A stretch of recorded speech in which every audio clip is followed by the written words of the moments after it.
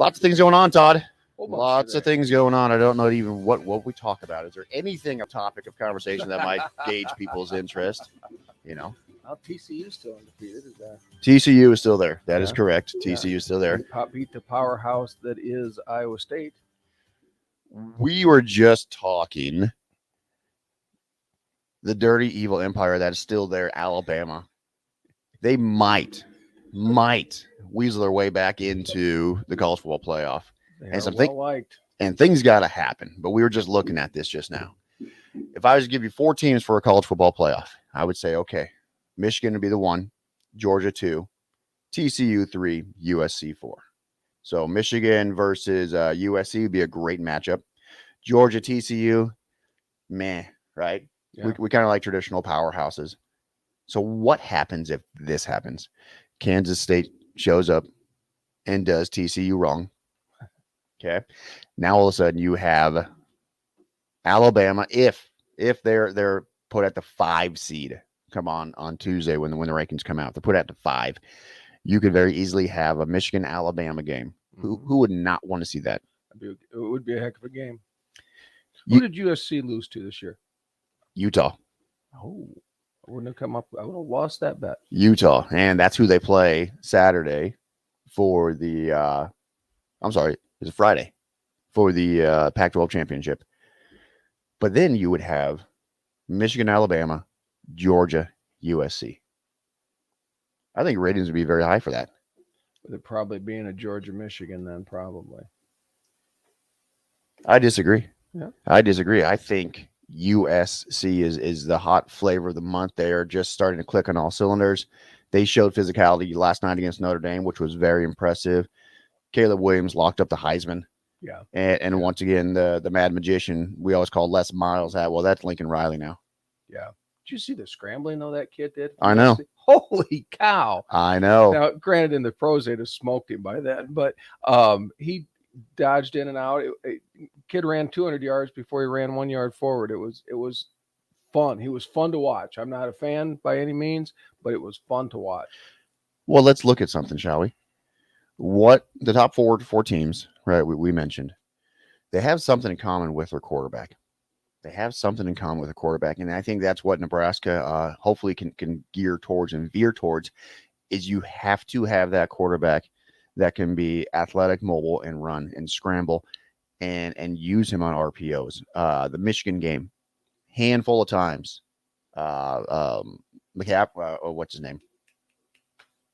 Michigan's quarterback. Draw me blank. McCaffrey? No, that's Luke. McCarthy. JJ. JJ, yeah. JJ. Kid can run. I mean, they did some zone reruns for him. When he get out of the pocket, he could run and scramble, and he was fast. Michael Penix, Washington, fast. Yeah. Caleb Williams, USC, fast. Bryce Young, Alabama, fast. You see where we're going with this here? TCU. Kid that just right across the road from Nebraska here, Duggan, fast. I truly, truly, truly believe if you want to be an elite football team, and I might get some drawback here, 75% of your production and your success has to come from your quarterback. 25% can come from your defense. If you flip it around, you have Iowa. You have 75% needs to come from the defense, and if they show up, great. But your quarterback's going to be a liability. Yes, for them. That's for sure. And Nebraska marches into Kinnick Stadium, beloved Kinnick Stadium, and takes out Iowa in a very compelling, interesting, and dang it shouldn't have been an interesting game. They definitely out Iowa. It was like watching two separate teams. We were talking before the show here. Last 2 weeks we've talked about attitude is what needed to change, and whether the players for Nebraska knew that Mickey was gone. Obviously, like everybody else in Nebraska, sensed it. They said, this could be this guy's last game. And between their ears, I think they made a change. I mean, they came out, and I didn't expect Iowa to throw up 48 points because of who they are. Then their quarterback gets hurt. Not that is a huge detriment to Iowa, but their defense was just non-existent. Mm-hmm. It shocked me how much Nebraska just ran over them. But again, I think it started, like we said the last 2 weeks, I think it started between their ears.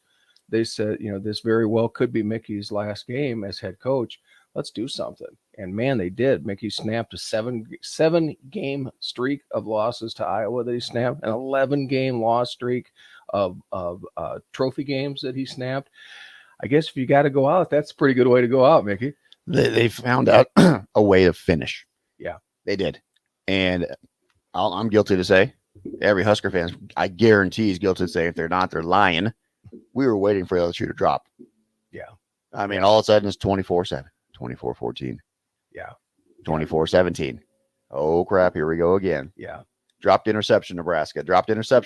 Let's just give the game back to Iowa, shall we? And the fortitude, the toughness, like you said, the mentality of winning came through, and it was great to see. It was great to see. I see a lot of people that were talking, kind of bad about Anthony Grant. That dude right there, was toast as far as what he had for the season. I mean, he took pounding after pounding after pounding after pounding, beating after beating. You could see he lost a step from the beginning of the season to the end of the season just because he had no step left. I mean, if there was holes, he didn't trust his offensive line. If there wasn't holes, that's why he didn't trust his offensive line. So, it was good to see fresh legs Ramir get in there. But I do hope, people are leaving and coming back next year. Anthony Grant is one that really thinks about it, looks at it, and sees great opportunity to come back for one more year. I think that was a perfect win for Nebraska to end the season. And now with a new coach, again, what's your attitude between your ears? If they could have scripted a better springboard, I don't know what it would have been for next season. So I think that was a good way to wrap it up. That was their bowl game, was against Iowa, and they won it. That was their bowl game. And hopefully it's the last time we say this in a very, very, very long time. Nebraska's defense, bend, don't break, right? Bend, don't break. A lot of Iowa folks were complaining that they didn't have their tight end Portier or whatever his name is, and their fullback. Last I checked, Nebraska didn't have two of their linebackers. They're starting safety. So things happen, right? You have to adjust. And Nebraska made those adjustments. The best thing I love was Kurt Ferenz put it out there, basically saying he knew Nebraska, if they just hung around long enough, because they were talking about, why didn't you onside kick it when it was 24-17 and you had Nebraska on the ropes? And he said something to the effect of we knew who Nebraska was. We measured them up. We felt that, we can overtake them. They were going to Nebraska. Right. And it just didn't happen. Didn't happen at all. So that was good to see. Buddy I talked to, I said, the biggest thing missing from Iowa and Wisconsin from being a top 10 national contender every year is their quarterback. Yeah. It's hard, and I think of it too. If I'm a 5-star, 4-star quarterback somewhere, am I going to go to Iowa and hand off 3 plays out of the series? Am I going to go to Nebraska? Am I going to, or am I going to go to an Alabama or even a Florida or a Miami and just show everybody what I can do? I get it. I mean, it's Iowa struggled on offense, obviously, and Ferentz's son. They're pretty much calling for his head, but where's he going? Right, his dad's the coach. No, he needs 5 more years staying in that position.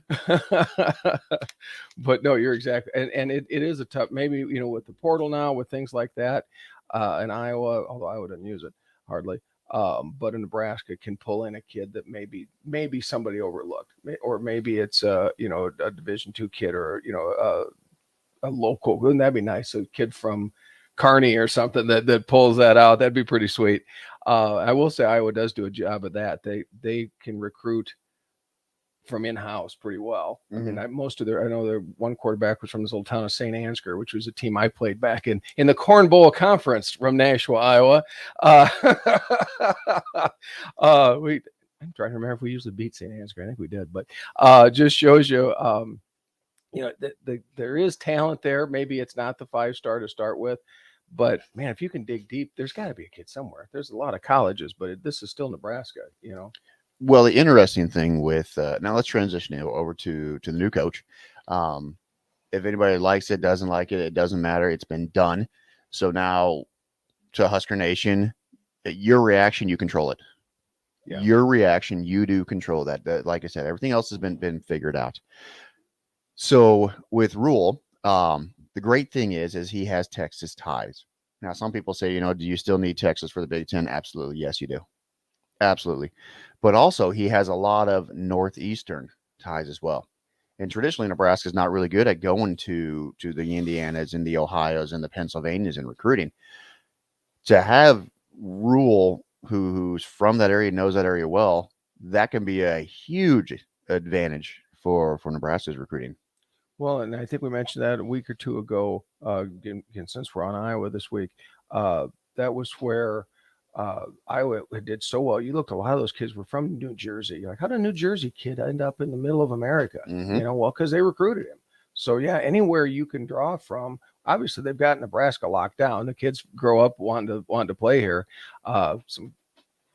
Eastern Colorado kids, the Dakota kids, although North Dakota State's no slouch, although they did lose in the first round there, which surprised me. But to be able to pull from a Texas, and that's where, again, Hayden Fry had the Texas connections and somehow an out east connection. So you're exactly right. There's a pool of kids there in an area the size of a county in Nebraska that has 200 more kids, 2 times more kids to draw from. So it can't do anything but help. No, absolutely. And like I said, change needed to be made, and it was. Auburn, Colorado, Kentucky, everybody is looking for their coach, their guy. And the nice thing is, Nebraska has theirs. Yeah. We went out, we established Trev went out, established who he wanted, and picked him up. And for people who are kind of upset about that, realize we're the same people that said, what the heck are you doing giving Mickey the interim job when you fire Frost when you have Whipple? Yeah. A lot of people didn't trust Trev with doing that, and it turned out pretty well. So for Husker folks, I'd say just sit back, let Trev do his thing. He truly, truly cares about Nebraska. You want someone that loves the program more than you, and I don't think we've had that in the AD position in a very, very long time. We got a phone call coming in on the Honda Lincoln hotline, 402-464-5685. Let's head to Mike. Mike, what's up? Morning, guys. Hey, I love what you're saying about, it's time for everyone to get behind the hire. Twitter is a terrible barometer of trying to figure out what the average fan feels. That's just a cesspool, but there's a lot of people complaining and accusations made. And, the guy I originally wanted didn't get hired, but I said 6 weeks ago, whoever we hire, everybody needs to get behind. Because in my mind, one of the reasons, and there's a lot, but one of the reasons we got behind into this mess is the athletic department, the coaching staff, and the administration back in the early 2000s weren't on the same page. And that's important at any place, but especially at Nebraska. And man, I couldn't respect Mickey Joseph any more than I do. He did a tremendous job. But if you look at his resume versus Matt RHULE, if you took the names off, it's not even comparable. And I guess I just love that you guys are telling everyone, and I think they need to just get behind the coach. We'll see what happens. I'm not drinking any Kool-Aid, but let's see what happens, because if we're all going to pull in different directions, the ship will never get righted. And you're right about Trev Alberts. What a search. I mean, I've seen Nebraska, a lot of places, there's leaks, there's this, there's that. And Trev handled it so professionally, and he's going to get it right. I mean, one way or another, he's going to get it right, and he is the man. And we just got to trust in it and get behind it. Thanks a lot, guys. Thanks, Mike. Thank you, Mike. Appreciate it, buddy. Point. Excellent point there. Mike brought up something, and I did too. When I first heard of RHULE was coming, I did what everybody does in today's world, and I Google searched him, and it showed an overall record of 125 and 132. I'm like, we hired this guy? So I'm like, well, all right. I always say figures never lie, but liars can always figure. So I said, all right, let's do a little more in-depth research. As a head coach, Matt has been 57 and 67. I'm like, okay, still not that impressed at this point. Still a little more checking. As a college head coach, he was 47 and 44. I'm still thinking, well, all right, somebody knows more than I do here. So get looking at it. Like we talked before the show today, when you're a pro football coach, you got a lot less choices of who you get. I mean, he was stuck with a couple quarterbacks after Cam there in Charlotte that were we'll just say not good. Right. So yeah, obviously he had an abysmal. It was 10-23 at the Panthers. That was horrible. But when he is the head coach, the progression he's done has been phenomenal. I was looking at Temple, took it over 2-10 his first year. 6-6 his second, then 10-4 and 10-4. Took over Baylor 1-11, 7-6, 11-3. If there's not a person that, if he can continue that trend, he is exactly the right person in exactly the right spot.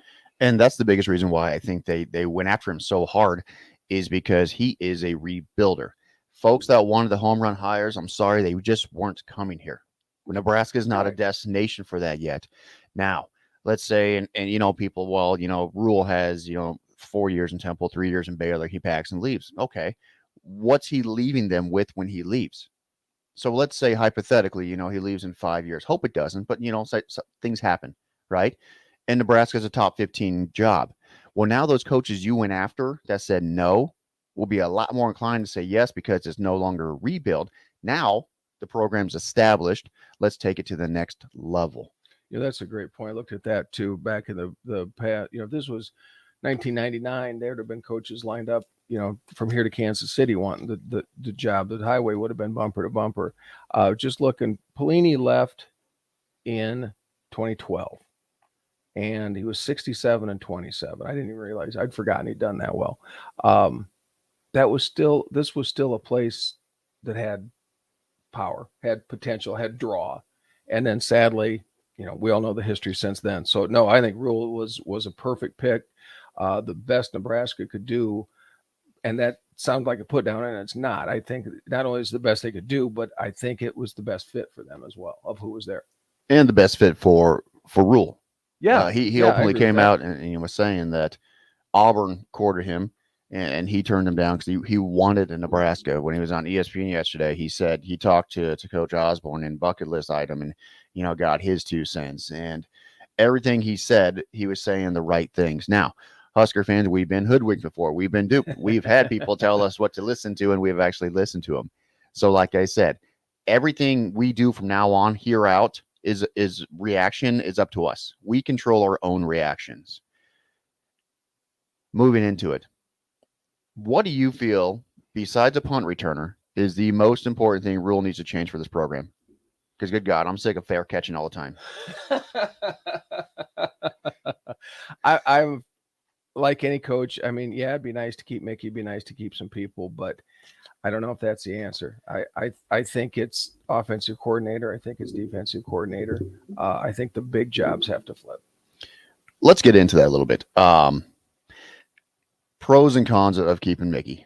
Now Mickey has earned every right to stay here and every right to go where he wants to go. He has done it.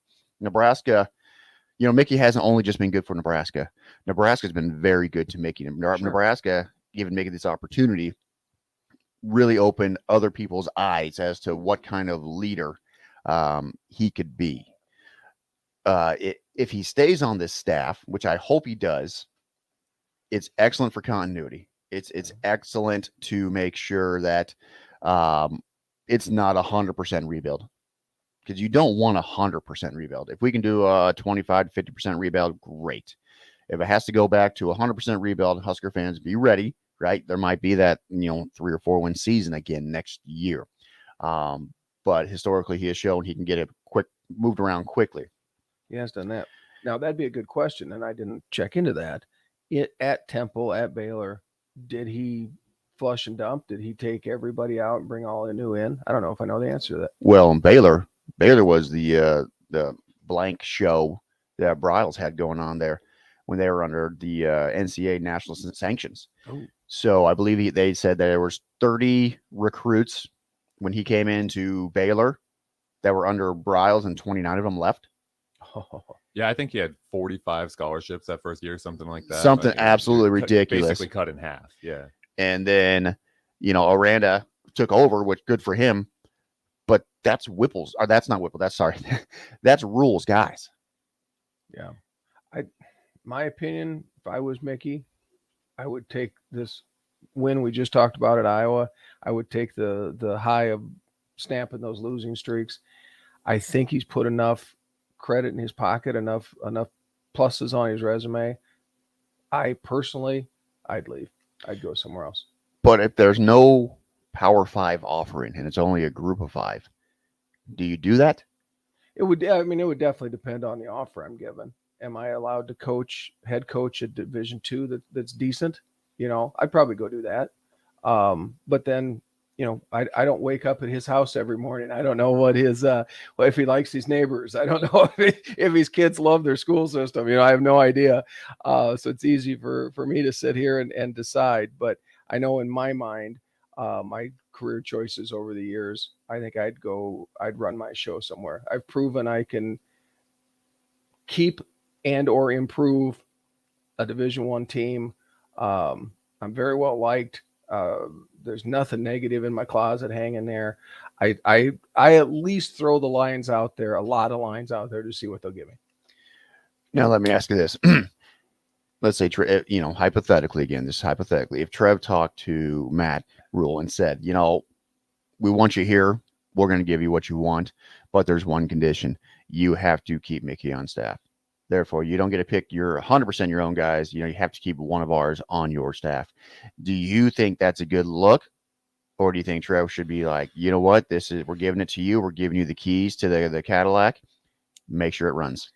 Well, I can only use my own thoughts here. When I came to Lincoln and took over the office at Lincoln, I was 95% given the reins, and the couple that were left didn't pan out very well. Unfortunately, didn't fit the custom. That's why I should say there's nothing wrong with the people. Didn't fit the system that we had in place. So I'm sure there's a lot of ego involved and a lot of things we don't know. That's a good question. If Trev would do that, if to be told something is tough, that, and in our job, we are independent. We are our own bosses. We're used to that. Maybe they're not so much. I as a head coach would hate to come in with that. Can I keep him? You bet, if I want to. Right. That I think, and again, we don't know. It's all speculation. We weren't there, but I would much rather be asked than told. Yeah. Yeah, exactly. I agree 100% with that. It's like you said, these are all hypotheticals. We weren't there. We don't know. But it's an interesting situation because of the various power dynamics at play there. Matt RHULE doesn't have to take anything he's offered at this point because he does still have that $40 million safety net to fall back on, right? So he's only going to go into a situation that he's 100% comfortable with. Great point. So if he were in a situation where they said you have to keep Mickey Joseph, he's on board with that, right? Or else he's not taking the job. Sure. That's right. He has the luxury if he plays his cards right. And I even know people who would help him invest that money, Jay. Man would never have to work again. So that's a great point. I'm sure he was given, for the most part, a blank checkbook and said, here, take it and do what you want to do. Paint your own canvas kind of thing. I hope so. Time will tell. We'll see. Press conference tomorrow is at 1:30 at the Hawk Center. Now, what's really cool, and like I said, there's rumors and all this kind of fun stuff going on. 2 weeks ago, one of our coworkers, Mark, comes up to me. I think I told you this as well. His son is a production and entertainment professional. And he came up to me 2 weeks ago and he said, Jay, in 2 weeks, my son got booked out for Hawks. Yeah. Oh, okay. And he said he didn't know why. He wasn't giving specifics. He was just basically giving money, saying, all right, I need you to go ahead and do this entertainment on this day for the Hawk Center. Produce something on Monday. Golly, what could that be? So running through my head, that eliminated a bunch of coaches that we were – so Kleinman, Fickle, that eliminated a bunch of them right there. And so, when he told me about 2 weeks ago that was happening, I thought, all right, this is going to be kind of cool. It's going to be kind of neat. So it's going to be a big show. So Hawk Center on Monday. Expect almost a party. Atmosphere. I think going into it, I think it should, and it should exactly is what that should be. Is a party atmosphere. Looking again at the coaches' records, like I did, investigating RHULE, like Scott Frost, he had 2 years at UCF, and granted, one of them was phenomenal, but had he not been named Scott Frost, would he have been here? Would Nebraska have hired a person with that little of experience? Had his name been Fred Smith? Probably not. So I think this is a really good in-depth search for a coach. Obviously, I'm sure they put hours and hours in and probably fights and everything else. But it should be a party. If you had me rank it on an A to F scale like in school, I'd say for sure an A- for sure. I was just looking it up the other day. The coaches that were hired in 2018. Have you seen that? So Frost pool of coaches when they were hired was amazing. So Frost, of course, took over Nebraska. Dan Mullen took over Florida. How's he doing now? Not that great. Continuing on, Chip Kelly went to UCLA. That worked out well. Yep. Jimbo's at A&M. Maybe saved his job yesterday. Right. Willie Taggart went to Florida State. No longer there. Yeah. I mean, the list goes on and on. Joe Moorhead went to Mississippi State. He's no longer there. Yeah. I mean, it's hit and miss. I mean, Arkansas, right? They took God, who was that guy's name? Chad Morris. And then Kevin Sumlin went to A&M. Arizona. Someone went to Arizona. Well, like we were saying before the show, if you're a coach, man, don't buy a house. You're buy a mobile home. If you're and I think the biggest thing that happens with all those, right? Are they more invested in the money or the program? Are they more invested in being where they want to be, or is the only reason they're going there is because the large amount of money they're getting? Check. And you wonder that a lot of times. That's a good point. And Mark brought up a great point. Matt RHULE has 40 million reasons not to come here. So I gotta think he was handed it and said, what would you like from us? And hopefully it works. I mean, obviously it's been since Pelini that Nebraska's had a Legends champ in 2012. And again, looking on the Google, absolutely that column was blank since 2012. In 10 years and in a team like this, a town like this, that's, that would have never, ever happened. I don't care if it was 1910 or 2010. It comes down from the top, though. It's all leadership. So you have to have everybody on board who is seeing the same vision and want to go in the same direction. And if one of those people is not seeing where you want to go or where the other group is going, it falls off the track very easily. Yeah. Very, very, very easily. I hope the fans give RHULE the same, leverage or the same time as Frost. I mean, there were still people saying that they didn't give Frost enough time. I think they did. That's my opinion. But I hope they don't expect this guy. And I think Scott Frost was painted a little bit behind the corner is because, it's Scott Frost. He's going to come in and we're going to be national champions again. I'll give him 2 years and he'll win. And that's not going to happen anywhere. And it's certainly not going to happen again with RHULE. But I hope they give him enough time to make it his team. I mean, although, man, again, looking at his record, year 3 seems to be a heck of a year for him. So, but he's got 8 years here to do it, maybe. But I hope they give it to him. Hope they lighten up on him and let him run. Changing the culture is not an easy thing to do. Mickey did that tremendously, putting out a bunch of fires that were started. Kids mentally were beat down from years and years of the same thing happening. So to have that going in his favor, I think has to be another thing that he looked at coming in here saying, all right, the program looks to be moving forward, even though the wins on paper aren't showing it. They're fighting. They're in every game. They're just losing at the very end. If I can come in and instill a way to finish, if I can come in and instill a way to get the job done late, then this thing can be a massive turnaround quickly. I truly, truly believe that. Now, Husker fans, be cautious as well. Do not be expecting national championship or college football playoffs in the next 5 years. Right. Be realistic. I mean, if I was to tell you in 5 years from now, Nebraska is winning 9 or 10 games, who would say no to that? Right. Right now, that's for sure. It's got to start. You've got to start hitting your goals to get to the top of the mountain. First goals is you've got to take out the Big Ten West. So when RHULE comes in there, he's got to eye a team in the Big Ten West saying, okay, I got to get my team to beat them every year. Who would that team be, Todd? Wow, this year it could be anybody. It's the holy smokes, it's not a strong, but I'd say something like a Wisconsin. I'd say that'd be a good target. They usually are consistent. I'm sure they'll have a coaching shake up a little bit. I'd go Wisconsin. Yeah, I think Leonard's going to clean house in there with his coaches and bring in his guys. I don't see Wisconsin having a massive drop off, so I would say the same thing. Illinois, I think, is a 1 year kind of thing going on right now, kind of like a TCU, enjoying it while it lasts. But the powerhouses are coming back, so that'd be interesting. I'd say I give you Wisconsin as well, and then shortly after that would be Minnesota. As much as I can't stand it, but they are looking pretty strong this year. PJ Fleck has his team doing what they do every single year. Yeah. And again, if you can say Nebraska can win a minimum of 8 wins a year, we'll take that. Yeah. We'll definitely take that. At this point, we'll go to whatever bowl they tell us, right?